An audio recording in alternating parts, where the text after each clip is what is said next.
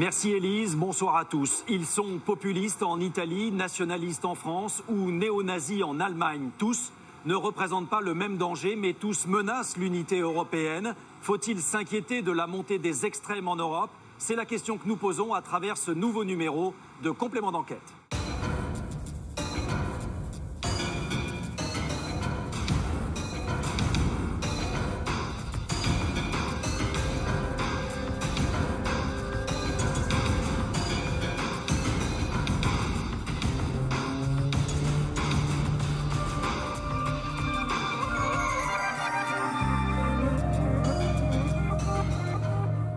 Dans cette émission, on s'intéressera à un phénomène nouveau et récent, l'exil patriotique. Ce sont des Français ou des Belges qui quittent leur pays d'origine, qu'ils jugent trop communautaristes, trop favorables aux étrangers et aux migrants. Alors ils partent pour la Hongrie, une Hongrie blanche et chrétienne. On verra qu'au sein de cette mouvance identitaire, certains voudraient même prendre les armes contre la population étrangère. Alors vous le voyez, à l'occasion de cette émission exceptionnelle, on s'est installé ici, à Rome, en Italie. C'est l'Italie du populiste Matteo Salvini. On ira également en Allemagne, une Allemagne plus que jamais divisée à quelques mois seulement des élections européennes, puisque d'un côté, dans la rue, il y a ces néo-nazis et de l'autre, le camp des progressistes qui tentent de combattre ces idées néo-nazis. Mais pour commencer cette émission, on va s'intéresser à Matteo Salvini. C'est le nouveau phénomène, c'est un peu le nouveau Donald Trump de l'Europe, au moins pour son franc-parler. Il est nationaliste, il est populiste parce que lui-même revendique une certaine proximité avec le peuple. Nous avons choisi de dresser son portrait. Louis Milano-Dupont a pu passer plusieurs jours avec lui. C'est une enquête qu'il a réalisée avec Mathieu Régnier et Vincent Gobert.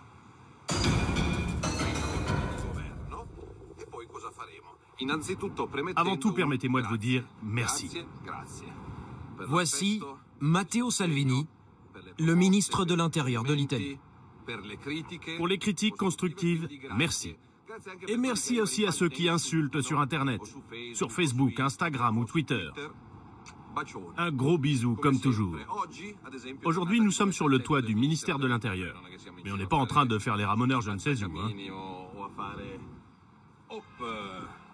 Le Salvini Show a débuté. 25 minutes, diffusées en direct sur Facebook. Oh, ce parapluie!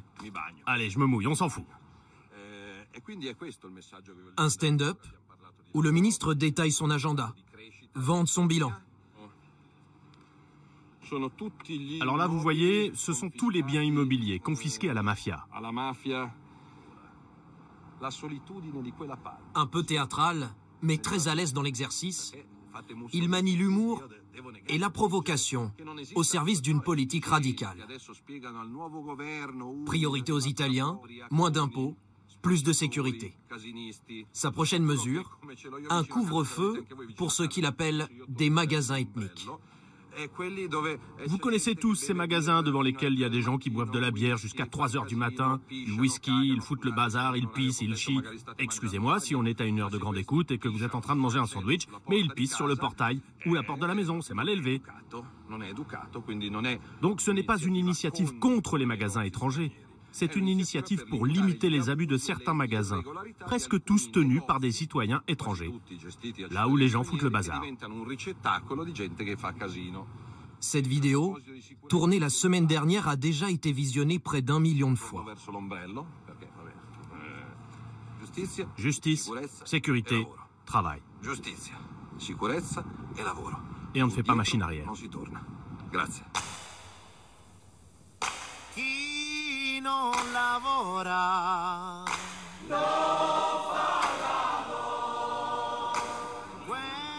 Un style direct, un discours sans filtre. En 4 mois seulement, le nouveau ministre a brisé les codes du monde politique.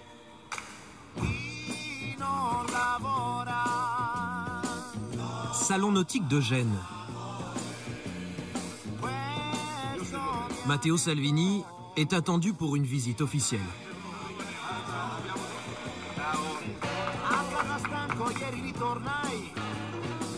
Bravo, continue comme ça, tu es excellent. Non, non, juste normal. Si, t'es le numéro 1. Mais non, t'exagères. Décontracté, Allez, bon salon, hein. Accessible, le ministre en t-shirt est adulé comme une rockstar. Jusqu'à la mort. Jusqu'à la mort, il faut pas que tu lâches. Tiens bon. Nous, on a 5 millions de pauvres en Italie. Et avant tout, il faut les aider. On doit d'abord aider ces 5 millions de pauvres. Et ensuite seulement on pourra aider les autres. Les Italiens avant tous les autres. C'est la priorité absolue. Les Italiens d'abord, c'est le slogan du ministre anti-migrant. Près d'un mois après la catastrophe du pont de Gênes, sa visite est aussi symbolique. Dis-moi. Qu'est-ce que vous êtes venu faire ici aujourd'hui? Je suis là pour témoigner personnellement au nom du gouvernement et de toute l'Italie que nous sommes aux côtés de Gênes. Le secteur nautique, c'est très important pour l'économie. Et donc il faut être là pour soutenir, promouvoir, suivre la reconstruction. J'avais promis de venir et je suis content d'être là. Aucun rapport avec les bateaux dont vous parlez tout le temps? Non, ici ce sont des petits bateaux. Ceux-là, plus il y en a, plus on est content. Les autres, on les laisse là où ils sont. Décomplexés, ce sont ces charges contre les embarcations de migrants qui ont fait le succès du capitaine. Son surnom en Italie. Le chef de la Ligue du Nord est arrivé au pouvoir le 1er juin, grâce à une alliance avec le mouvement 5 étoiles, le parti anti-système qui a gagné les élections. Salvini devient vice-président du Conseil, ministre de l'Intérieur, et il donne le ton. Les clandestins doivent savoir qu'en Italie, pour eux, la belle vie, c'est terminé. Terminé. 10 jours après sa prise de fonction, il ferme les ports de la péninsule aux navires des ONG qui portent secours aux migrants. Une partie de l'Europe s'indigne. La France condamne la décision italienne. Il y a là la preuve d'une forme de cynisme et d'une part d'irresponsabilité du gouvernement italien face à cette situation humanitaire dramatique. L'Aquarius ira en Espagne. Salvini remporte son bras de fer contre ses voisins européens. Il gagne une notoriété internationale et devient l'épouvantail de l'Europe. Il démontre d'abord que c'est possible et que, de surcroît, c'est efficace. Le Brexit, Trump et votre vote de mars 2018, tout est lié. Et c'est la raison pour laquelle l'Italie est aujourd'hui le centre de l'univers politique. Comment Matteo Salvini est-il devenu l'idole des populistes? Un personnage à la fois féroce et sympathique, qui s'emploie à tout prix à donner l'image d'un Italien comme les autres.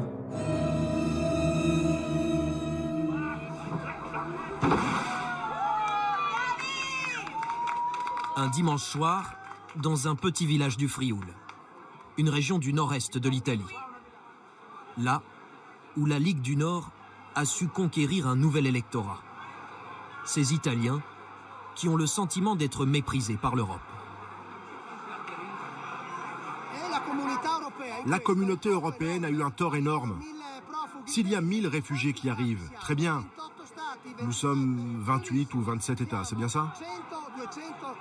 Donc chacun doit en prendre en charge. C'est ça le sens des mots. Communauté et union. Pas comme ce qu'ils sont en train de faire. Ils considèrent l'Italie comme une poubelle. Dans les urnes, en 5 ans, la Ligue est passée de 4 à 17%. La troisième force politique du pays.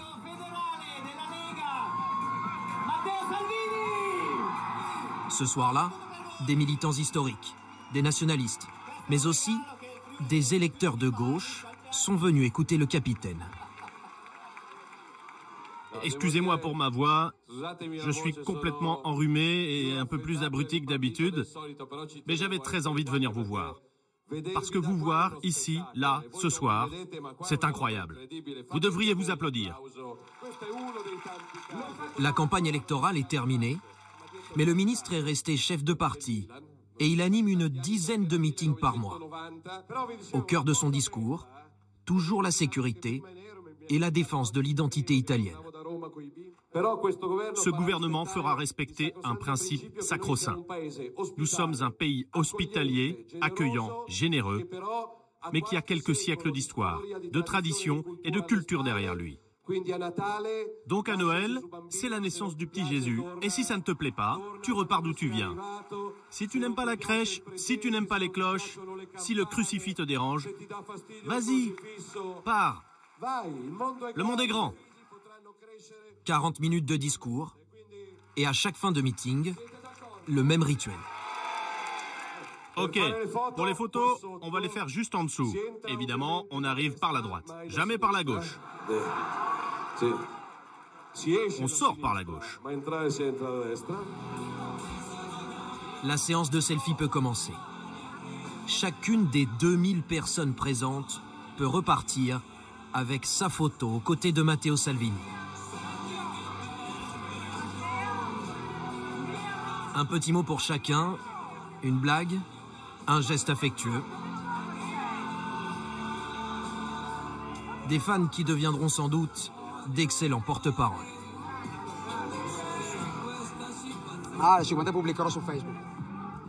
Je vais sûrement la publier sur Facebook, je n'ai rien à cacher. Je crois à cet idéal, à cette ligne politique. Donc ceux qui partagent, tant mieux. Et pour les autres, on peut toujours en discuter. Moi, je suis toujours prêt à confronter mes idées. Le marathon des selfies s'achève 1h30 plus tard. J'ai faim. 2 mots, j'ai faim. Vous n'êtes pas fatigué? Si, je suis fatigué. Je suis enrhumé et j'ai la crève. Et je n'ai pas mangé. Et passer du temps comme ça avec les gens, c'est ça le secret de votre succès? Il n'y a pas de secret. C'est juste que tu comprends des choses sur le jeune homme qui vient d'ouvrir son cabinet médical, la maman qui a un fils autiste.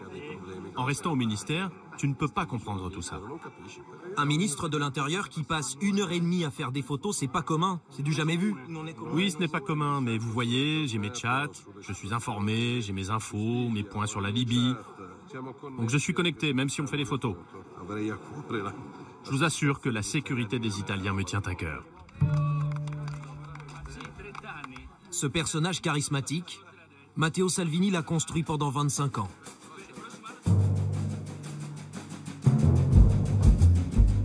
Quand il démarre la politique, le jeune militant de la Ligue du Nord est déjà attiré par les caméras. Je n'ai pas de métier, je suis à l'université. Il fait ses débuts dans des jeux à la télévision. La même année, en 1993, à l'âge de 20 ans, l'étudiant fait son entrée dans la prestigieuse salle du Conseil de la mairie de Milan. La Ligue du Nord vient de remporter les élections. Voilà, c'était le siège de Salvini quand il intervenait au conseil municipal. Élu depuis 35 ans, Basilio Rizzo a vu le jeune homme faire ses premiers pas. Et de quel type d'orateur vous souvenez-vous? Je le connais depuis le début et ce n'était pas un orateur. Il était très silencieux. Il a utilisé ses premières années pour se faire la main et apprendre. C'était très positif. Il essayait de s'approprier la fonction. Salvini a été conseiller communal à Milan pendant 20 ans, mais sans jamais porter de grands projets pour sa ville. Il n'a jamais eu un rapport direct avec les dossiers qui se faisaient en conseil municipal. Absolument pas. Je n'arrive pas à m'en souvenir, et lui non plus, je pense. Et ça dit quoi de sa façon de faire de la politique? Et ça dit beaucoup, je vous le dis. Il avait le record d'absence. Il vient, il s'assoit 5 minutes, il se montre, parle avec les journalistes, et ensuite il s'en va. Le jeune conseiller communal se construit surtout à l'extérieur de la mairie,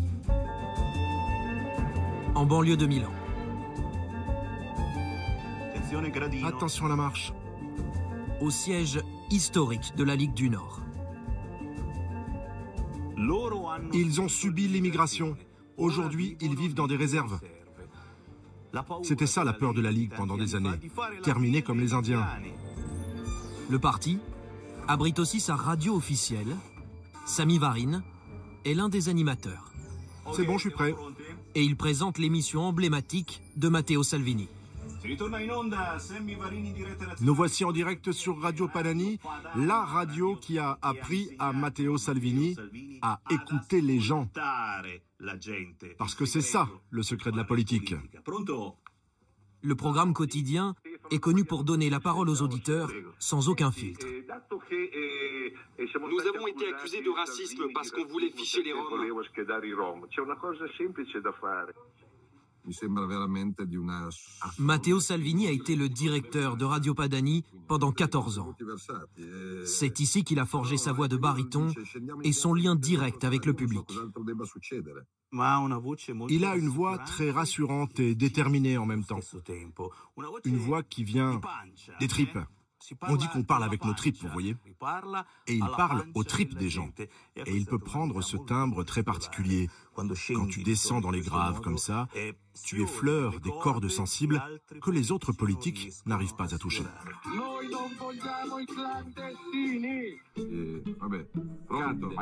La Ligue du Nord a trouvé sa voix officielle. Une voix capable de diffuser ses idées les plus radicales. À l'époque, c'est un parti xénophobe qui prône la séparation avec le sud de l'Italie. Quand le président de la République italienne se présente au Parlement européen, l'eurodéputé Salvini l'interrompt en plein discours. Expulsez le député de la salle. Expulsenlo de la sala. Señores visieres, expulsen de la sala, señor diputado. Avec les militants de la Ligue, il se laisse filmer en train de chanter avec ses camarades des propos injurieux contre les méridionaux.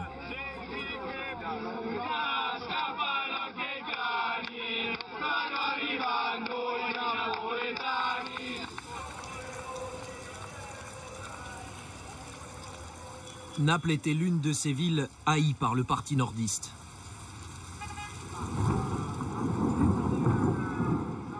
Le symbole d'une Italie à la traîne, dont la Ligue veut s'émanciper. La Ligue a toujours stigmatisé le Sud. Elle l'a toujours décrit comme un Sud peu courageux, un Sud clientéliste, un Sud qui ne veut pas travailler, un boulet où les gens ne se donnent pas de mal et vivent de subventions publiques. C'est ça la Ligue. Mais quand Matteo Salvini prend la tête de la Ligue du Nord en 2013, il retourne sa veste. Après avoir méprisé les méridionaux, il a besoin d'eux pour ses ambitions nationales. Le capitaine débarque pour la première fois à Naples. Bouffon, casse-toi! Une provocation pour les habitants. J'ai demandé pardon et je m'excuse à nouveau, mais la priorité c'est l'emploi. Qu'est-ce que tu espérais en venant à Naples? Sur cette place, le journaliste Arnaldo Capezzuto assiste à ce revirement spectaculaire. Sous la pression, Salvini est contraint de partir. Mais ce qui ressemble à une humiliation est un coup politique. Malgré tout, il garde de façon exceptionnelle son calme, en disant « j'ai compris et je m'excuse et je vous dis qu'au-delà de nos différences, nous devons nous unir ». Donc déjà en 2014, il avait un projet clair d'unité et d'une ligue qui ne serait plus seulement celle du Nord, mais aussi celle du Sud. Donc une ligue italienne.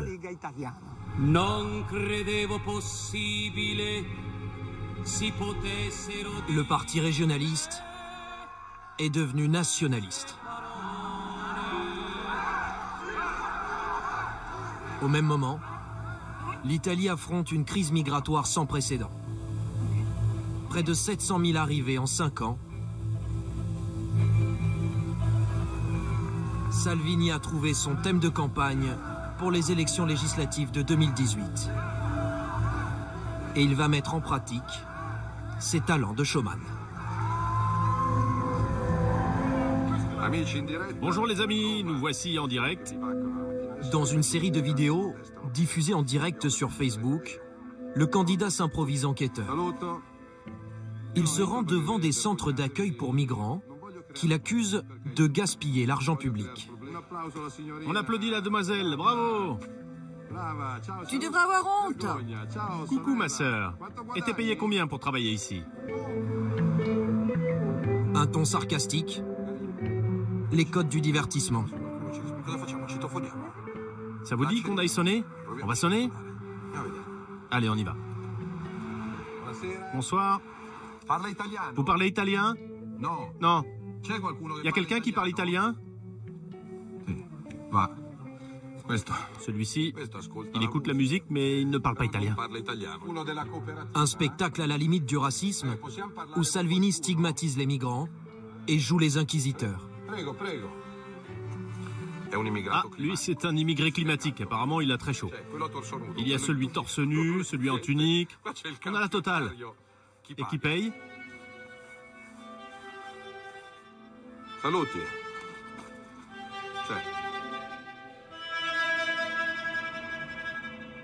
Dans une Italie où un tiers des jeunes sont au chômage, le message de Salvini fait mouche. Salvini a réussi à s'insérer dans une souffrance concrète qui se vit dans les périphéries et les quartiers pauvres. Donc son message, stop aux migrants, le migrant qui devient l'ennemi, c'est une idéologie qui est passée ici comme ailleurs. Salvini est un politique et il est en train de jouer son match parce qu'il veut devenir le parti leader aux européennes. Il y a cette échéance électorale en mai 2019 et l'Italie peut devenir le moteur de cette idéologie souverainiste et populiste.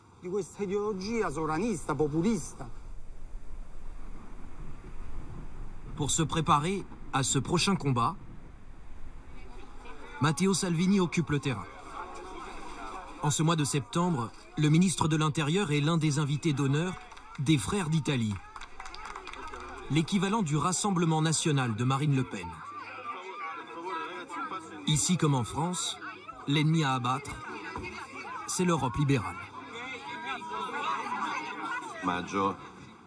En mai, ce sera la résurrection de l'Europe des peuples.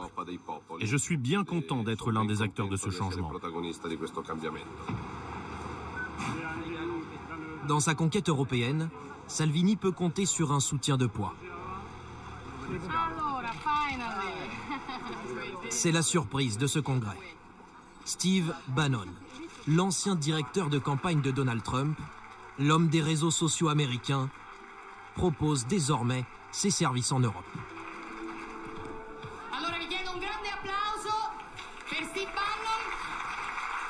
Son projet, fédérer tous les partis populistes. Concrètement, comment allez-vous aider M. Salvini? Quel est votre savoir-faire?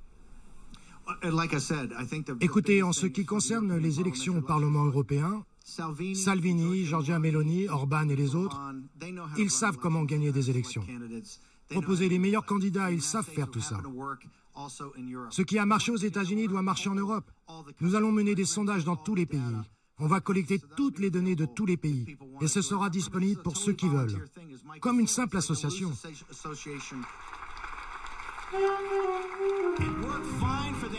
Est-ce que Salvini aura besoin de Steve Bannon? En campagne permanente, le populiste italien est déjà crédité de 30% d'intention de vote.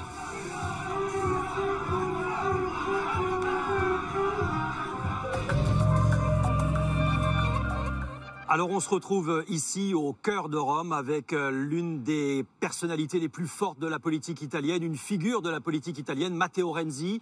C'est l'ancien chef du gouvernement, l'équivalent du poste de Premier ministre. En France, c'est même un peu plus que ça. Merci Matteo Renzi d'être ici dans ces fauteuils rouges. Vous parlez très bien français? J'en sais pas. Je suis très heureux d'être ici avec vous, dans cette ville incroyable. Bienvenue en Italie. Alors pour qu'on vous situe bien et que les Français comprennent bien qui vous êtes sur l'échiquier politique, qui est quand même un petit peu compliqué, vous diriez que vous êtes proche des idées d'Emmanuel Macron, d'Alain Juppé, de Manuel Valls, de François Hollande? Vous êtes dans ce camp-là, le camp des progressistes? Je crois que nous sommes dans la part des personnes qui croient dans l'Europe. Il y a beaucoup de personnes en France, comme en Italie, comme dans toute l'Europe, qui désirent détruire cette idée. Et nous sommes aux côtés de l'Europe pour changer l'Europe, mais pour défendre l'Europe. Matteo Salvini, il veut détruire l'Europe, c'est ce que vous dites? Oui, je crois que oui. Et il est dangereux pour vous? Ma préoccupation, c'est parce que Salvini a construit sa leadership contre l'Europe et aujourd'hui, il va donner un message qui est contre l'Europe, mais aussi contre les intérêts nationaux. Parce que je crois que pour la France, pour l'Italie, pour les autres pays, l'Europe, c'est positif. C'est très facile de donner toute la responsabilité à l'Europe pour tout ce qui va se passer. C'est pas correct, c'est pas juste, c'est stupide. Alors parlons du personnage, parce que le personnage plaît aux Italiens. Vous ne pouvez pas dire le contraire. Il est crédité d'un peu plus de 30% des intentions de vote. C'est énorme. Sa dernière idée, la fermeture et le couvre-feu des supérettes qui sont tenues par des migrants, vous en pensez quoi? Salvini a gagné parce qu'il a donné un message sur la peur. Nous avons la peur du futur, nous avons la peur des migrants, nous avons la peur de la question économique. Tu peux gagner les élections sur la peur, mais tu ne peux pas faire le gouvernement. Et donc, vous avez dit très bien, aujourd'hui, il y a une popularité très importante pour Salvini, selon les sondages. Oui. Mais vous connaissez qu'aujourd'hui, la politique, c'est très différent. Hein? Et nous avons changé tous les mois. C'est pas comme dans le passé, si tu avais les 30%, tu maintenais et tu gardais ces résultats pour 15 ans, 20 ans. Alors, vous ne croyez pas en la peur que développe Matteo Salvini, selon vous, mais quand même, sur l'immigration, qu'est-ce qu'il faut faire? Vous comprenez Emmanuel Macron qui dit aujourd'hui qu'il ne veut pas voir l'Aquarius accoster en France? Je crois que pour Macron, il y a une question d'immigration qui c'est clair. Parce qu'aujourd'hui, en France, il y a beaucoup plus de migrants qu'en Italie. Donc vous comprenez la position d'Emmanuel Macron? Je ne prends pas la position d'Emmanuel Macron parce que je suis italien. Ouais. Mais la différence, c'est que nous avons la possibilité de respecter l'autre. Je crois que nous devons comprendre les raisons de l'autre. Ça va sans dire. En Italie, aujourd'hui, nous avons la nécessité de comprendre que la question migratoire, c'est important. Mais la première question en Italie, c'est la création d'emplois. Nous n'avons pas... Mais Matteo Salvini, il s'adresse aussi aux gens qui n'ont pas d'emploi. Et les gens qui n'ont pas d'emploi pensent que lui... va pouvoir faire quelque chose pour l'économie du pays. Salvini a gagné, a gagné son résultat électoral. La plupart des votes qu'il a obtenus, c'est dans le nord de l'Italie. Et le nord de l'Italie, aujourd'hui, a une vitesse de croissance qui est mieux de la France et mieux de l'Allemagne. C'est un paradoxe, parce que nous avons beaucoup de villes dans le nord de l'Italie qui ont besoin de migrants pour les usines, qui ont besoin de faire des investissements sur la croissance. Ils ne trouvent pas les jeunes prêts à travailler. Ils ont besoin de l'immigration. Ils ont besoin des jeunes pour travailler. Matteo Salvini, sa force, c'est qu'il ne tombe jamais, il est toujours à la limite.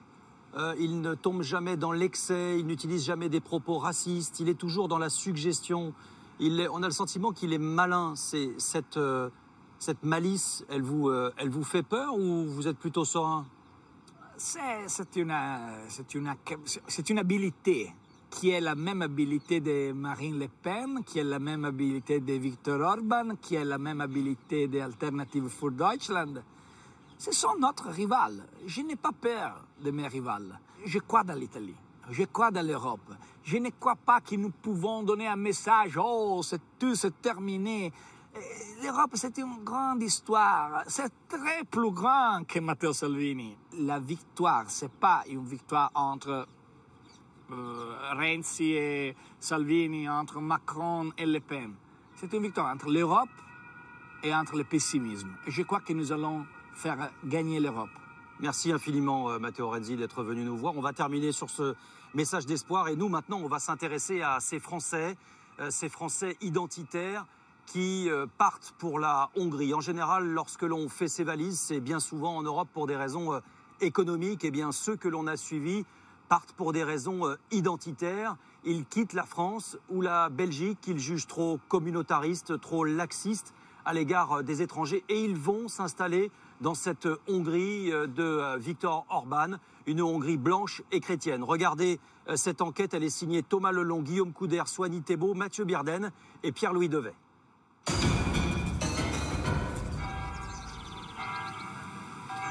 On vend tout et puis on reprend un nouveau départ. De toute façon, comme là-bas, la plupart des logements sont meublés. On va pas s'encombrer, c'est pas la porte à côté non plus, quoi. Ouais, t'as raison. Il est chauffeur poids lourd, elle est mère au foyer. Dans un mois et demi, Steve, son épouse Priscilla et leurs 2 enfants quitteront Verdun dans la Meuse. Ils lâchent leur travail, leur maison et la France, pour toujours. Ça fait 3 ans qu'on habite ici.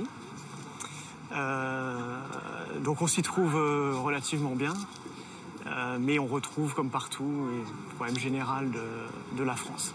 Ici, j'ai l'impression qu'on a perdu nos valeurs, nos traditions ne sont plus forcément respectées. Même la mentalité a changé, je trouve. Pour Steve Nicolas, le pays serait en train de sombrer. Abandonné par ses dirigeants, débordé par ses immigrés. Il y a un problème avec l'immigration, clairement.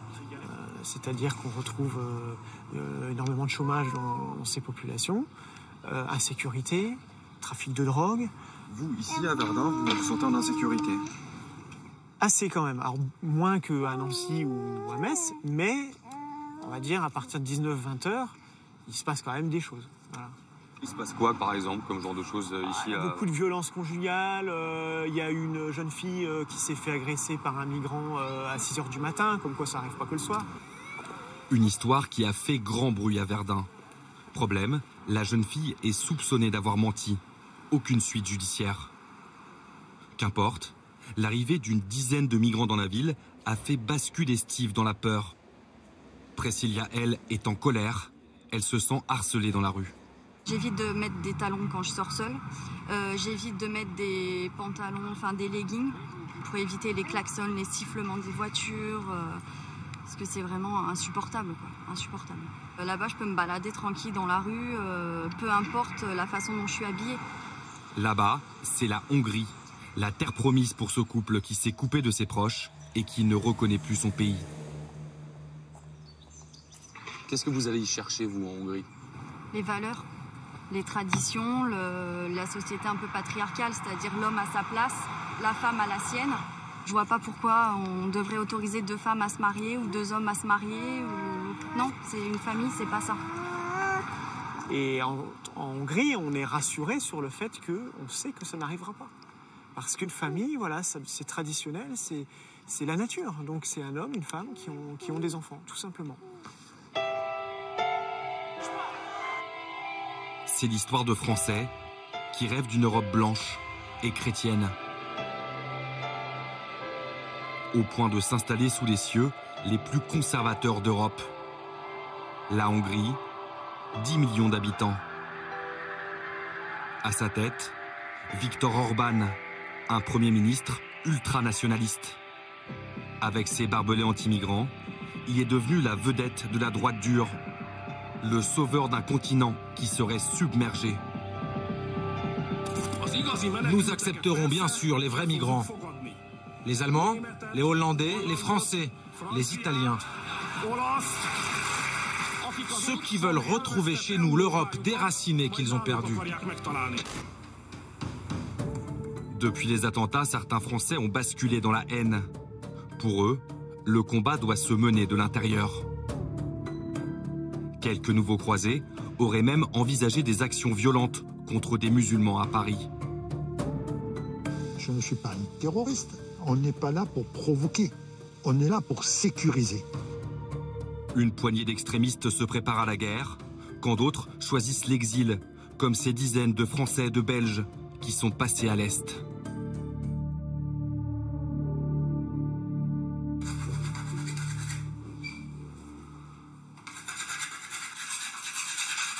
Ça colle bien.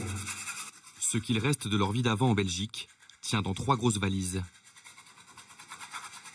Voilà un mois que Frédéric Leroy et ses 3 enfants ont débarqué en Hongrie sans connaître personne. On est arrivé ici à Budapest en fait en août, donc on a acheté l'appartement.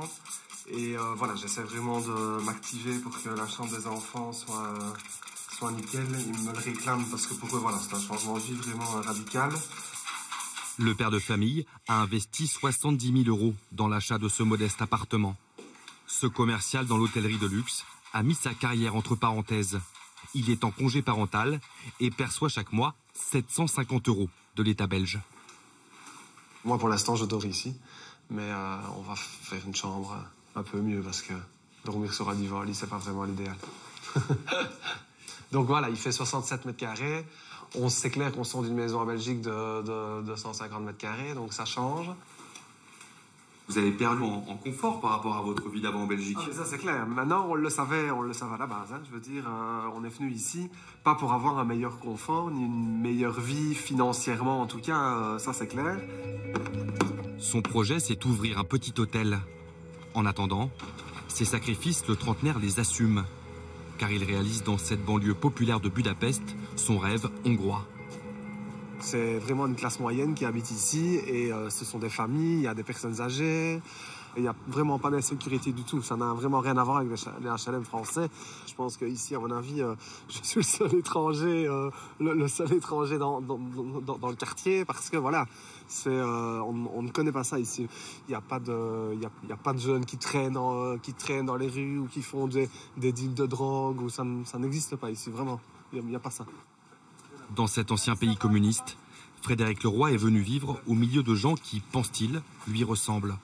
Même culture, même religion, au diable le mélange. C'est l'église réformée en fait. Donc vous avez ici deux religions, la religion catholique et la religion réformée. Il n'y a pas de mosquée. Ça n'existe pas. En même temps, il n'y a pas de musulmans non plus, ou très peu. Donc en soi, voilà. Ils n'ont pas besoin de mosquée. Un mois après son arrivée, parce que j'adore votre pays. Il se sent plus chez lui ici que dans son pays natal, où il voyait des musulmans partout. Moi, j'avoue que j'ai toujours un peu de mal quand je vais dans des magasins en Belgique, voilà, que je vois tous ces gens voilés. Parfois, je me dis, je suis un peu étrange, je me sens un peu étranger chez moi, quoi. Et ça, c'était un peu dommage. Et c'est vrai que ça commençait vraiment à me peser de me sentir étranger chez moi. Même si moi, j'habitais dans un quartier où il n'y avait pas encore une population immigrée quand même forte. On était entouré un peu de beaucoup d'étrangers. Et ce qui crée ce climat d'insécurité. Frédéric n'est pas à un amalgame près. Pour lui, immigration égale insécurité et islam égale danger. En Belgique, ses 3 enfants étaient scolarisés dans un établissement catholique privé. Ça va les loulous? Attends. Mais ici, ils viennent de faire leur rentrée dans l'école publique du quartier. Merci. Ça va à l'école? Oui. Vous n'avez rien compris comme d'habitude, c'est ça? Ah, voilà. Ils étaient dans une école catholique, avec des valeurs catholiques. Et c'est vrai qu'au fil des années, on a vu la population de l'école changer. Et voilà, donc c'est vrai qu'on avait vraiment cette crainte aussi que les problèmes de raquettes arrivent et qu'on tombe dans une école de quartier un peu moins favorisé, quoi. Voilà. En Hongrie, l'État impose des cours de morale obligatoires à l'école. On y apprend notamment qu'avoir des relations sexuelles hors mariage est un péché. Mais pour l'heure, les enfants de Frédéric ne comprennent rien à ce que dit la maîtresse. La langue leur est parfaitement inconnue. Pour les devoirs, c'est la débrouille. Qu'est-ce que vous avez à faire? C'est des maths, mais je ne comprends pas les énoncés, évidemment. Il te dit quoi? Combien de moutons étaient à l'origine quand il était 64? Ni la barrière de la langue, ni l'isolement n'ont freiné Frédéric.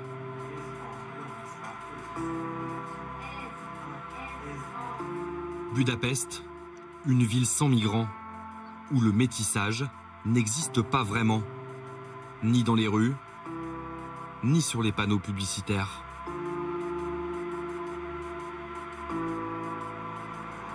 Allemands, Belges, Hollandais, quelques dizaines de Français, ils sont de plus en plus nombreux à immigrer ici pour des raisons identitaires. J'ai failli attendre. Ouais. Allez, 3. Oui, comme d'hab.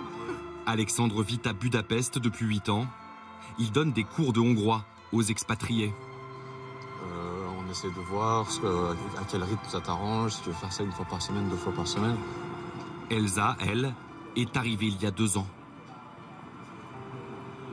C'est vrai que j'aimerais bien un petit peu d'intensif, entre guillemets, histoire de vite me mettre dans le bain. Cette enfant de banlieue parisienne préfère garder l'anonymat pour sa sécurité, dit-elle. Pourquoi avez-vous décidé de quitter la France? C'est très simple. Moi, de mon expérience personnelle, au bout de la 3e agression pour qu'on me vole mon sac et mon portable, je me suis dit à un moment, il va peut-être falloir chercher une terre un peu plus clémente à ce niveau-là. Et on va pas se mentir, en Hongrie, on a trouvé ça. En toute franchise, mon point de vue est très simple. Je pense que quand on est maître de son pays, fondamentalement, dans une ère de mondialisation, le facteur immigration rentre en ligne de compte. Tout comme vous ne laisseriez pas entrer n'importe qui dans votre maison. Les Hongrois ont tout à fait le droit et le devoir d'avoir le choix. Chose que on n'a plus trop en France, non plus. Ce fantasme d'une France envahie par les étrangers, Elsa le partage avec les dirigeants hongrois. Monsieur Hidvégi est l'un des lieutenants de Viktor Orban. Il nous accueille en français, s'il vous plaît. L'islamisation de l'Europe de l'Ouest, ça a déjà commencé en fait. Ça crée des problèmes pour les gens, pour la vie, pour la sécurité, etc. Et c'est un choix que nous n'avons pas pris. Donc nous avons dit que nous voulons protéger la Hongrie comme elle est. Est-ce que vous n'avez pas peur de la limite de ça, à savoir qu'il y aurait une espèce d'international identitaire qui viendrait s'installer ici? Je ne vois pas ça comme un danger, en fait. La Hongrie, c'est un pays démocratique, bien sûr. Nous avons un système politique ouvert. Et donc, les gens peuvent venir. Tout le monde peut exprimer le point de vue. Vous n'avez pas peur que la parole, pour le coup, raciste, soit un peu libérée? Je ne crois pas. Il n'y a pas de racisme en Hongrie. Il y a, par contre, un débat et un discours ouvert et démocratique. Et le pays va fonctionner sans problème comme une démocratie vivante. La campagne hongroise, à 200 km au sud de la capitale. C'est ce petit village paisible que Maurice et Christiane Dejean, 70 ans, ont choisi pour passer leur retraite. Même Budapest leur paraissait trop cosmopolite. Christiane est obsédée par l'islam. Elle déborde de haine. Des Arabes, ici dans le village et dans les petits villages et tout ça, on n'en voit pas. Je n'en ai jamais vu. Et j'espère ne jamais en voir, parce que franchement, ces gens-là... Est-ce que vous êtes raciste? Je n'étais pas raciste, mais je le suis devenue à 200%. Je ne suis même pas à 100%, je suis à 200%. Eux, ils nous tuent, ils ne nous supportent pas. On devrait mettre la burqa, on devrait apprendre le Coran, on doit faire ci, on doit faire là. Moi, je ne suis pas d'accord de tout ça. Voilà 8 ans qu'ils ont quitté la Belgique. Le couple a coupé les ponts avec ses 3 enfants pour une histoire d'héritage. Le seul lien qu'ils conservent avec leur pays natal, c'est leur pension de retraite, 1 000 € à 2. Je dis aussi jamais qu'il y aurait des bouchons pour les vies. En Hongrie, la vie est moins chère. Je resterai ici, je terminerai mes jours ici. C'est chaud. Ok. Allez, les filles. Allez. Musulmans, arabes, terroristes, le couple mélange tout et ne supporte plus grand monde. Il y a peu, Christiane a même tiré à la carabine sur son voisin.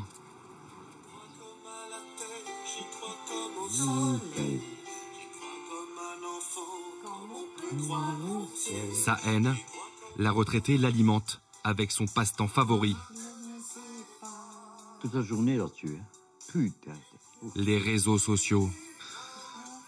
Gérard Collomb, 7e démission de la présidence Macron. Elle est abonnée à tous les sites d'extrême droite qui mêlent infos, rumeurs et phrases chocs. Le président du Conseil français du culte musulman. L'arabe, c'est la langue de l'avenir. Et on voudrait que moi, je ne dise rien. Moi, je regrette beaucoup, mais moi, je fais mes commentaires. Christiane Dejean est ce que l'on appelle un troll. Sa passion, c'est la provocation sur Internet. La langue arabe, langue de l'avenir, mon cul. Il n'y a que par là qu'on voit ce qui se passe. Dans les TV, les radios et tout ça, on n'entend rien, tout va bien. À part s'il y a un gros attentat, alors là, on en parle. Ils se sentent obligés d'en parler. Hein. Ici, on ne court pas ces dangers-là pour l'instant, c'est sûr. Maintenant, si un jour, Orban, ça changerait que ce serait un autre qui viendrait et qui laisserait venir les Arabes, alors là, je démarre d'ici, hein, je vais ailleurs. Leur exode, comme ils l'appellent, reste un phénomène marginal chez les Occidentaux. Beaucoup de ces énervés sont restés sur place. Et en France, quelques-uns se préparent activement au combat.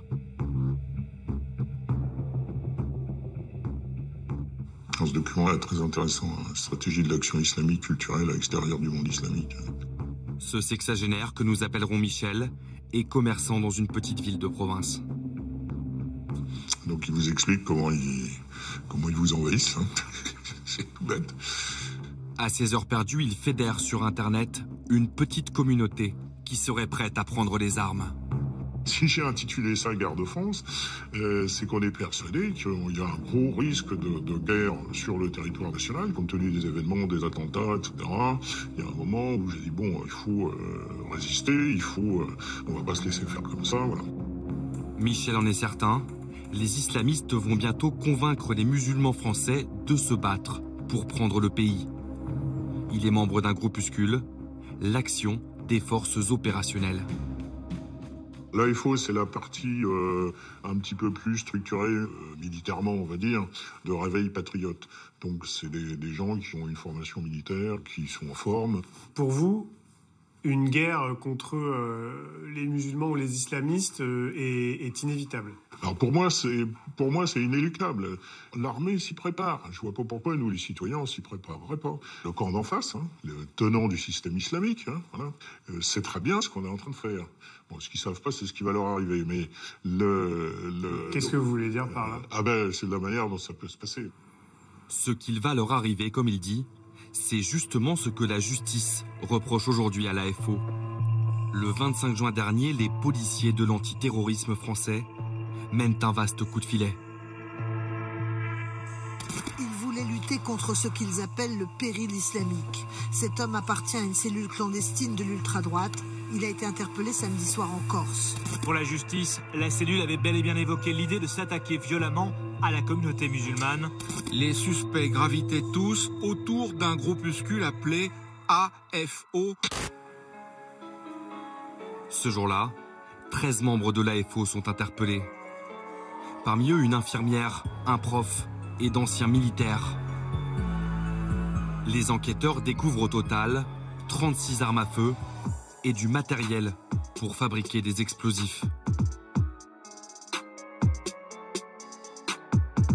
Cette journaliste a consulté le dossier d'instruction. 3 types de projets ont été identifiés avec différents niveaux de préparation. Il y avait la formule dit de s'attaquer à 200 imams radicaux. Il y avait un deuxième projet qui concernait l'empoisonnement potentiel de nourriture halal dans les supermarchés. Et le troisième type de projet consistait à se dire qu'il fallait véritablement attaquer à l'aide de grenades, voire d'armes, des musulmans dans la rue, simplement au faciès. 4 des activistes sont toujours en détention provisoire. Après 96 heures de garde à vue, Guy Sibra, le chef de l'AFO, a lui été libéré. Pour la première fois, il parle à la télévision. Il refuse de montrer son visage, convaincu d'être traqué. Vous avez une oreillette, vous pouvez m'expliquer pourquoi? Sur une oreillette pour être en liaison avec mes anges gardiens. Ce sont des personnes qui assurent mon bien-être et ma petite sécurité. Sibra est un policier à la retraite. Son nom de code dans le groupuscule, c'était Richelieu. Ce qui pourrait s'en prendre à moi, c'est facile. Il y a les antifas. Et deuxièmement, une catégorie de personnes musulmanes. L'homme de 65 ans est mis en examen pour association de malfaiteurs terroristes criminels. Lui rejette en bloc toute intention d'acte violent. On n'est pas là pour se battre, on n'est pas là pour provoquer. On est là pour sécuriser.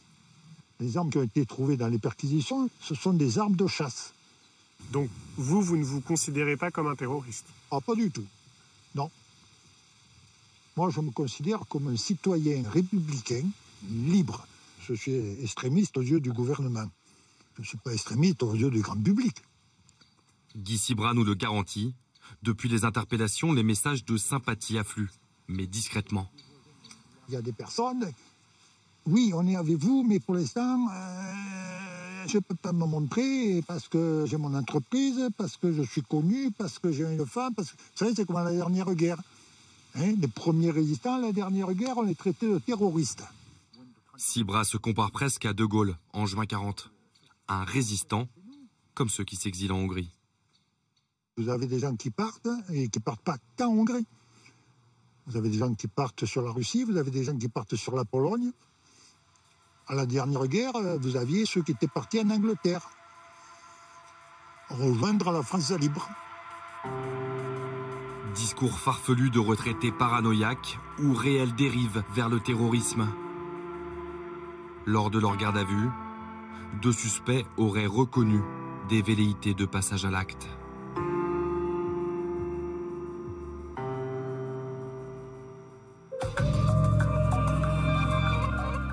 Alors on se retrouve au bord de la mer Méditerranée, ici à Ostie, une mer Méditerranée que vous connaissez bien. Tanguy Loup, bonsoir, vous êtes français, vous êtes marin sauveteur sur l'Aquarius, ce fameux bateau qui sauve des vies depuis un peu plus de 2 ans sur cette mer Méditerranée, mais qui est aussi au centre des polémiques. Alors pour qu'on comprenne bien, il faut raconter peut-être la situation de l'Aquarius qui est bloqué, c'est ça, qui ne peut plus croiser en mer. Le droit maritime international est très très clair. C'est totalement impossible de naviguer sans pavillon. Récemment, Gibraltar nous a retiré notre pavillon. Nous avons ensuite obtenu un pavillon de Panama qui nous a également informé qu'il faisait le choix de nous retirer notre pavillon, une fois encore, mais qui a au moins eu la décence de nous expliquer que c'était sous la pression des autorités italiennes. Et comment vous jugez cette décision qui consiste à vous empêcher de venir sauver des vies en mer? Alors c'est à la société qu'il appartient de juger cette décision, c'est pas à moi. Par contre, moi j'en vois les conséquences. Et ce que je voudrais que tout le monde comprenne avant de faire un choix, c'est que les tactiques qu'on met en place, les choix qu'on fait, la variable d'ajustement, c'est des vies humaines. La variable d'ajustement, c'est des centaines de vies humaines. Une fois que tout le monde a compris ça, chacun se fait son opinion. Quand vous recueillez des migrants et que vous entendez toute cette haine dont on a parlé ce soir, comment vous le percevez, comment vous le vivez? Ce que moi je vois, c'est pas des familles ou des individus qui cherchent une vie meilleure en Europe. Moi, ce à quoi je suis confronté, c'est à des gens qui fuient. C'est à des gens qui fuient ce qu'ils appellent eux-mêmes l'enfer libyen. D'accord. C'est à des gens qui fuient la torture, le viol, le travail forcé, l'esclavage et toutes sortes d'atteintes aux droits de l'homme et à la dignité de la personne. C'est pas... À aucun moment, c'est une vague migratoire qui se précipite sur l'Europe pour une vie meilleure. Moi, je suis confronté à des gens qui fuient l'horreur. Quand ils vous voient pour la première fois, que vous échangez des mots avec ces migrants, qu'est-ce qu'ils vous disent? Ce qu'ils nous disent, c'est qu'ils renaissent. Parce que pour la première fois depuis bien longtemps, ils ne sont pas en danger de mort et ils ont un petit temps de repos et d'attention avant de passer à une autre étape du voyage. Donc en permanence, 12 heures par jour, parfois la nuit, vous surveillez ces embarcations à la dérive? Il y a 2 types d'embarcations. Il y a ce qu'on appelle les pneumatiques. Donc en gros, c'est un pneumatique de 10 à 12 mètres avec 150 à 200 personnes dessus. On a fait un petit calcul, ça fait 8 personnes au mètre carré. Ça fait penser au radeau de la Méduse. Sinon, on a aussi ce qu'on appelle les bateaux bois. c'est entre 300 et 900 personnes. Ça fait plus penser à un navire négrier, par contre. Mais dans tous les cas, humainement, c'est une horreur sans nom. Et professionnellement, ça veut dire que la moindre erreur, le moindre manque d'attention, la moindre perte de contrôle, ça vire au cauchemar en quelques secondes. C'est-à-dire ? Un mouvement de panique, c'est plusieurs dizaines de personnes à la mer qui ne savent pas nager, sans moyen de flottaison. Ça vous est arrivé déjà de voir ça sous vos yeux, évidemment? Un certain nombre de fois, oui. Enfin, pour parler à cœur ouvert, une de mes responsabilités, pour parler crûment, c'est pas de choisir qui va mourir, mais si j'ai le choix entre... Des fois, je dois faire le choix de secourir ces 3 personnes-là et pas celle-ci. Parce que si je secours celle-là, les 3 autres ne vont pas y arriver.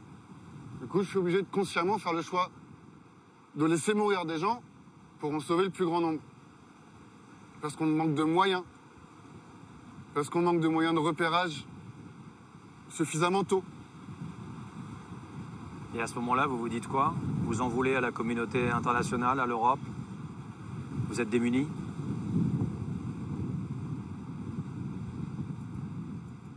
J'en veux aux personnes qui prennent la responsabilité de faire des choix, qui considèrent que la vie humaine n'est pas si valable que ça. Merci en tous les cas, Tanguy Loup, d'être venu dans ces fauteuils rouges et de nous avoir apporté votre témoignage et cette humanité qu'on ressent à travers vous. Alors, on va voir à quel point la montée des tensions est palpable et visible également en Allemagne. C'est un reportage d'Irène Bénéfice, Mathieu Drojoux et Michel Pignard.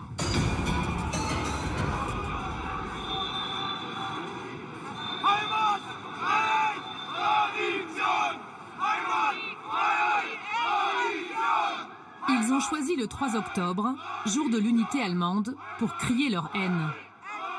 1 millier d'extrémistes venus de toute l'Allemagne, mélange d'extrême droite classique et de groupuscules néo-nazis, ouvertement racistes, tous unis contre les migrants. Leur bête noire.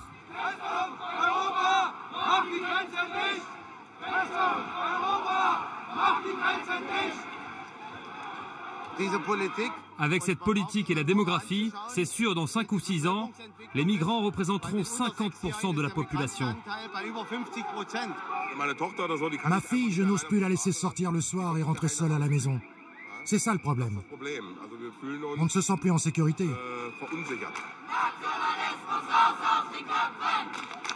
Les ultranationalistes ne se cachent plus. Bien au contraire. Ils se sentent pousser des ailes. Depuis qu'Angela Merkel a ouvert la frontière à des milliers de réfugiés en 2015, et surtout depuis le meurtre d'un jeune Allemand par des migrants en août dernier à Chemnitz, en ex-Allemagne de l'Est. Du pain béni pour la propagande d'extrême droite.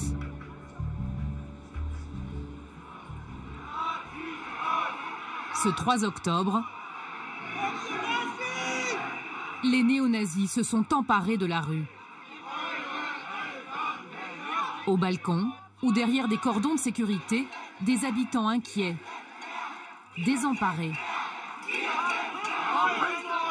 face à ces extrémistes violents de plus en plus nombreux. Ça vous fait peur? Oui. Ça m'inquiète parce qu'avant, cette idéologie, on ne la voyait pas. Elle se cachait, on la critiquait, et là, ils sont là, sur la place publique. Ils attirent toute l'attention sur eux. Ça me rend très triste. Il ne faut pas laisser le moindre espace à la haine. Il faut se dresser contre ces messages de haine. Vous pensez que vous êtes assez nombreux? Il faut qu'on soit plus. Beaucoup plus. 2 heures de cortège et de tensions permanentes.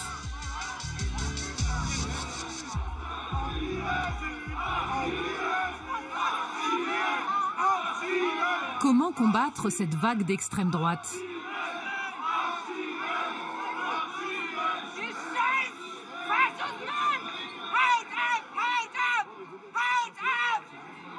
La résistance semble bien impuissante face à ces néo-nazis déterminés, prêts à s'implanter partout dans le paysage.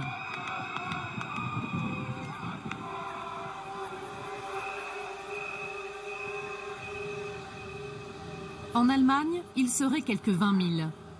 Il y a les nazis des villes et les nazis des champs. Dans un coin reculé, tout au nord du pays, bienvenue à Yamel, une colonie néo-nazie.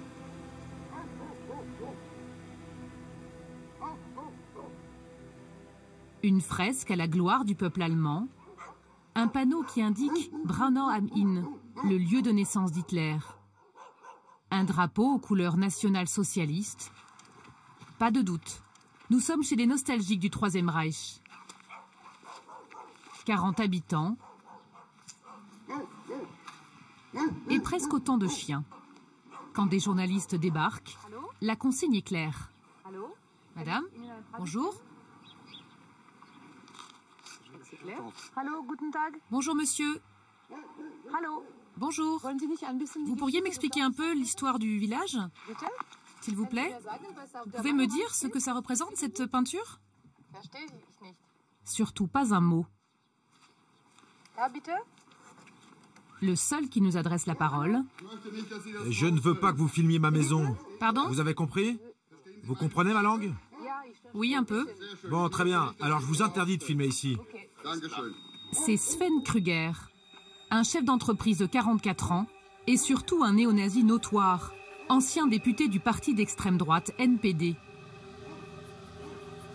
C'est lui qui a transformé ce hameau en village de Nazillon. L'endroit est surveillé quotidiennement par la police, car ici la vie est rude pour ceux qui ne partagent pas les mêmes idées. Horst a acheté cette maison avec sa femme en 2005. À l'époque, il y avait aussi une grange, mais elle est partie en fumée il y a 3 ans dans un incendie criminel. Qu'est-ce que c'est? Ça, ce sont les restes de notre grange, qui occupait tout ce terrain-là. On a voulu en faire une œuvre d'art. L'auteur de l'incendie n'a pas été retrouvé. Mais ce couple en est persuadé. C'est un coup de leurs voisins nazis. C'était important de se souvenir. Ça a été une expérience traumatisante, cette nuit d'incendie. Mais avec cette œuvre, on montre qu'on est là. On reste là, on est visible, on ne se laisse pas intimider. Ces artistes sont les seuls habitants à leur résister. Ils ont eu une idée un peu folle. Organiser un festival de la démocratie sur l'un de leurs terrains. Le Yamel Rock Festival. Tu te souviens? Il était super, lui. C'était en 2007. Les néo-nazis locaux étaient alors en pleine conquête de territoire. Quelques années après avoir acheté notre maison ici, on s'est rendu compte que beaucoup de maisons changeaient de propriétaire dans le village et que des familles néo-nazis emménageaient. Et les quelques familles qui n'étaient pas néo-nazis n'ont rien dit, absolument rien fait. Elles se sont soumises aux nazis et on s'est dit ce n'est pas possible, on a besoin d'aide extérieure. Chaque été depuis, plus d'1 millier de festivaliers débarquent à Yamel, aux grandes dames des voisins. Eux aussi, ils font la fête. Et quand la musique s'arrête chez nous, on les entend entonner des chants nazis. C'est leur façon de marquer le territoire, de dire « le village est à nous ».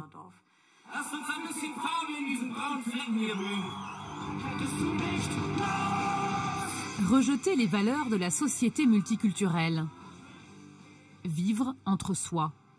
C'est le projet de ces communautés néo-nazies, où tout est codifié, jusqu'aux vacances dans des camps aux allures de jeunesse hitlérienne. Dans ces colos clandestines, où le temps semble s'être arrêté en 1945, les enfants sont entraînés militairement et doivent prêter serment de fidélité à l'idéologie.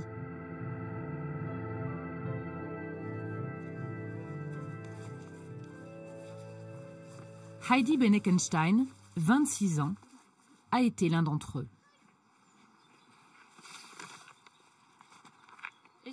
Je suis là. Vous avez quel âge? Je devais avoir 8 ou 9 ans, je crois. C'est une photo prise à un camp d'été des jeunesses patriotes. Même les plus petits devaient apprendre à se tenir en rang. On nous entraînait à le faire. Ça pouvait durer 2 heures, que les températures soient négatives ou qu'il fasse 30 degrés en été. Je trouvais ça effrayant. Une mère au foyer bavaroise, attachée au respect des traditions. Un père, inspecteur des douanes, qui voit en ses 4 filles la future élite du prochain Reich et les abreuve de chants nazis. Nous étions de jeunes soldats qui jamais ne trahissons le drapeau. Rebelles, rebelles, la mort et le diable sont nos compagnons. Je crois que mon père ne voulait pas qu'on soit trop autonome. Les parents néo-nazis font tout pour insuffler cette idéologie le plus tôt possible à leurs enfants, pour bien leur enfoncer dans le crâne qu'ils la gardent toujours, qu'ils ne s'en affranchissent jamais. C'est en tombant enceinte que Heidi a un électrochoc.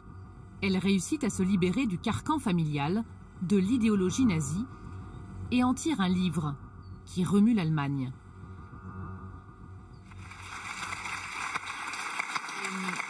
Vous êtes sorti du néonazisme à 19 ans. À l'époque, vous avez été placé sous protection policière. Pourquoi? Quand on quitte ce monde-là, on devient un traître. Et ça peut déclencher des réactions violentes. Alors oui, c'était nécessaire.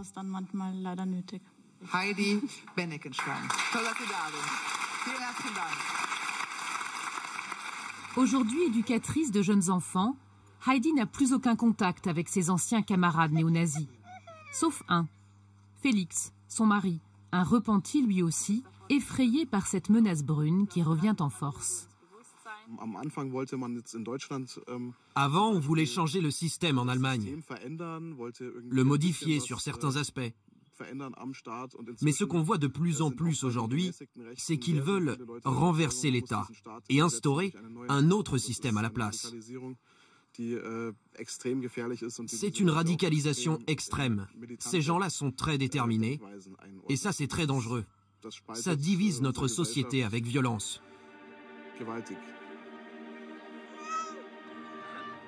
Difficile d'évaluer le nombre de ces communautés néo-nazies.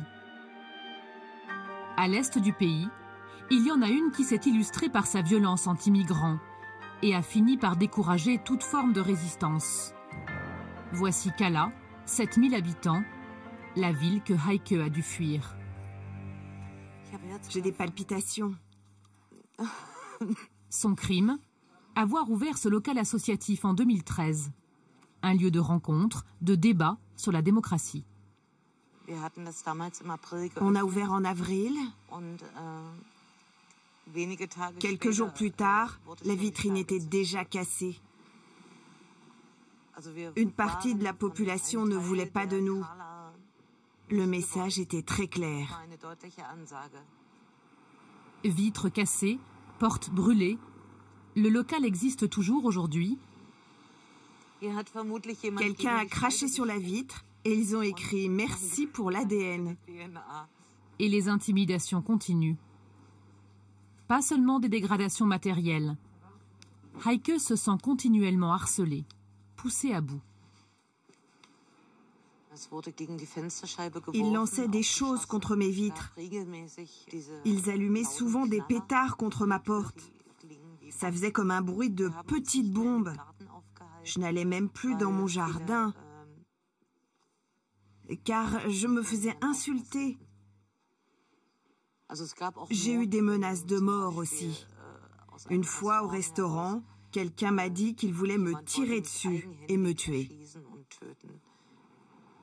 Cette militante anti-nazie a fini par quitter la ville il y a 2 ans. Malgré les risques, elle a accepté d'y revenir pour nous montrer cette baraque un peu décatie, en plein centre-ville. Un foyer communautaire pour des membres de confréries étudiantes d'extrême droite et d'activistes fichés pour violence. On l'appelle la Maison Brune. Elle a été achetée par 2 néo-nazis.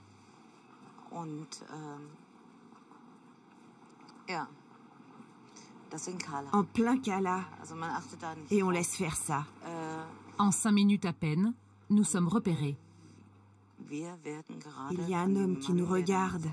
Il est dans sa voiture là derrière. S'il vous plaît, ne filmez pas.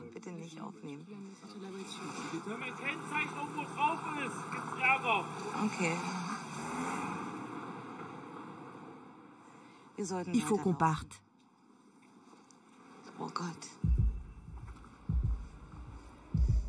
Heike a quitté la ville, mais elle n'en a pas fini avec les néo-nazis. Ce soir, à quelques kilomètres de chez elle, là, il y en a avec les bières. Ils sont 6 à 7 000 attendus pour un grand festival. Ce sont des nazis. Pour ce milieu, ces concerts sont très importants parce qu'ils permettent de se financer. Avec les droits d'entrée, ils financent d'autres actions, d'autres concerts, le soutien à leurs camarades en prison ou leurs familles. Depuis des semaines, les militants du coin se battent pour l'empêcher. Pour une fois, la chance leur sourit. Le concert est annulé à la dernière minute pour vice juridique. Mes chers amis, nous avons réussi à empêcher les nazis de venir jusqu'ici. Mais le combat doit continuer. Ce soir-là, une petite bataille a été remportée. Mais de l'aveu des autorités elles-mêmes, la guerre est très loin d'être gagnée. En Saxe, son principal parti, l'AfD, grandit à chaque élection. Sven Folkert s'occupe des actions de prévention contre l'extrême droite. 10 millions d'euros de budget, mais ce n'est pas seulement une question de moyens. Vous savez, on pourrait mettre le double, 20 millions d'euros, mais ça ne ferait pas baisser l'extrême droite. C'est un problème de société. Quand certaines idées extrêmes obtiennent 20-30% de vote, je crois que ce n'est plus à l'État de résoudre le problème. Il est là pour punir lorsqu'il y a des violences commises par des extrémistes, mais là, c'est un problème profond de société. C'est à elle de le résoudre. Alors certains ont décidé de combattre le mal à la racine, en s'attaquant directement à l'idéologie. Christophe est un ancien nazi, passé aujourd'hui dans le camp de la résistance. Rien que dans ce coin de la région, à Bautzen, il y a au moins une vingtaine de groupuscules d'extrême droite différents. C'est l'une des régions les plus actives de toute l'Allemagne. Il y a 6 ans, il a réussi à prendre ses distances avec son groupuscule d'extrême droite. Grâce à cet homme, Michael Ankele, un travailleur social qui l'a aidé à se dénazifier. Ce sont des fanatiques. Chez eux, l'idéologie est incroyablement, profondément ancrée. Quand ces types sortent du milieu, tout s'effondre. Dès le début, avec lui, c'était des discussions sans fin, on n'arrêtait pas. Et c'est normal, avec un repenti, il faut s'affronter sur le terrain des idées. À l'époque, Christophe est recruteur dans son groupuscule. Pour rallier des jeunes gens à la cause, il leur vante le soi-disant sens de l'ordre, de l'honneur, cher aux néo-nazis. Mais en février 2012, il découvre le vrai visage de ses camarades. On parlait de ce que l'on ferait à nos ennemis le jour où l'on serait au pouvoir. On a plusieurs catégories. Les hommes politiques, bien sûr, mais aussi les professeurs, les travailleurs sociaux, les juges. Et il disait, on va tous les tuer. Ils mourront tous dès le premier jour. Ils réfléchissaient à comment ils allaient les tuer, les pendre, les battre à mort, leur tirer dessus. On était 8 dans la pièce. J'étais le seul à dire « Mais non, bande d'idiots, moi je ne veux tuer personne. » Ah, c'est vraiment toi, cette façon de se tenir. L'ex-nazi fait désormais de la prévention dans les écoles. Ça surprend. Mais tout de suite, ça suscite le respect. Un type qui est sorti de ce milieu, qui se plante devant les élèves et qui dit « Avant, j'étais néo-nazi », ça en impose. Une centaine de néo-nazis ont pris contact avec Michael. 6 sont réellement sortis, en 17 ans. Pour les futures générations, le combat passe aussi par une plongée dans leur histoire. Venez, je vais vous expliquer l'histoire de l'invention des races. À Dresde, ce musée explique aux jeunes visiteurs comment les nazis ont inventé les concepts de race supérieure, l'arien, et de sous-homme, le noir ou le juif. Le lieu de l'exposition n'est pas anodin. Le musée de l'hygiène a été le plus important de la propagande sous le Troisième Reich. Dans le combat contre l'extrême droite, ces jeunes auront désormais de nouvelles armes et viendront, peut-être, grossir les rangs de la résistance.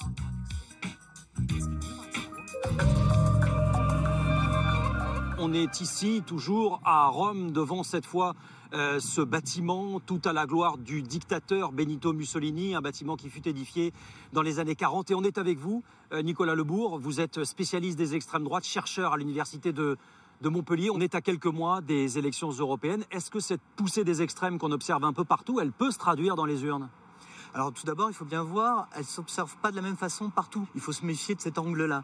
Maintenant, ce qui fait un bon succès de l'extrême droite, il faut qu'il y ait une décomposition des autres offres politiques. On l'a très bien vu sous le quinquennat de François Hollande, on l'a très bien vu aux dernières municipales en France, par exemple. Dans les villes où il n'y avait plus d'offres politiques valables, vous avez un bon score d'extrême droite. Il vous faut une déconstruction du sentiment de vivre ensemble et il vous faut une offre autoritaire crédible. Quand vous avez ces trois arguments-là, qui fonctionnent ensemble, vous avez de très bons scores de l'extrême droite. Nous, on a intitulé cette émission « Faut-il avoir peur de la montée des extrêmes ?» Vous avez peur ? Non, je crois pas. Pas vraiment ? Je crois pas, parce que c'est une dynamique historique. Nous en avons sous la pédale largement, c'est certain, par rapport à... Les démocraties sont suffisamment fortes face à ces extrêmes. Je ne sais pas si les démocraties sont fortes par rapport aux extrêmes. Ce que je sais, c'est que lorsqu'on regarde l'histoire électorale en Europe depuis les années 1960, à chaque fois qu'on a les autres partis que ceux d'extrême droite qui essayent de récupérer les voix en les imitant, on fait monter les extrêmes droites. En fait, ça fait un transfert de voix, ça légitime. De l'autre côté, lorsque les partis d'extrême droite se normalisent, ils finissent par perdre des suffrages. Et qu'il y a donc une possibilité d'action politique pour les gens qui refusent l'extrême droite, une manière d'agir qui électoralement réussi. Le problème, vous aurez noté, c'est que la plupart des acteurs politiques ne sont pas du tout conscients de ces règles de l'histoire électorale. Ce que vous nous dites aussi, c'est que dès l'instant où un parti d'extrême droite prend une partie du pouvoir, il finit par perdre aussi un peu de sa popularité dans l'exercice du pouvoir. Ça arrive très souvent. En Autriche, le FPE s'était écroulé après sa première participation au pouvoir. Parce que dans les coalitions, ce qu'on a vu en Autriche, ce qu'on a vu au Finlande, c'est que les partis d'extrême droite, lorsqu'ils arrivent au pouvoir, en fait, ils dealent leur politique anti-migrants, leur politique de fierté nationale, contre leur programme social. Alors je vais vous poser une question peut-être un peu choquante. Personne n'ose faire le parallèle avec les années 30 et la montée du nazisme. On a tort, on a raison, c'est une vue de l'esprit, on se fait peur tout seul. Il y a deux différences fondamentales. D'abord, le degré de violence. Le dernier bilan qui a été fait dans les prisons françaises, vous avez aujourd'hui 28 activistes d'extrême droite. À côté, il y en a 505 djihadistes. Vous voyez que ce n'est pas la même proportion, même si bien évidemment c'est un problème. La seconde question, c'est les partis. Ce ne sont pas des partis milices, ce ne sont pas des partis qui effectivement veulent prendre l'État, quitte à utiliser la force, pour changer toute la société, pour changer l'homme. Merci Nicolas Lebourg d'être venu nous voir dans ces fauteuils rouges. Merci à Thomas Auro qui est le rédacteur en chef de cette émission avec Clément Castex et Samuel Humez. Caroline Durand était à la préparation de ces entretiens. Philippe Lallemand est le réalisateur de cette émission. Merci infiniment à toute son équipe. La semaine prochaine, on se retrouve pour une nouvelle émission et un document exceptionnel consacré au trafic de cocaïne entre la Colombie et le port du Havre. Excellente fin de semaine à tous sur France Télévisions. À bientôt.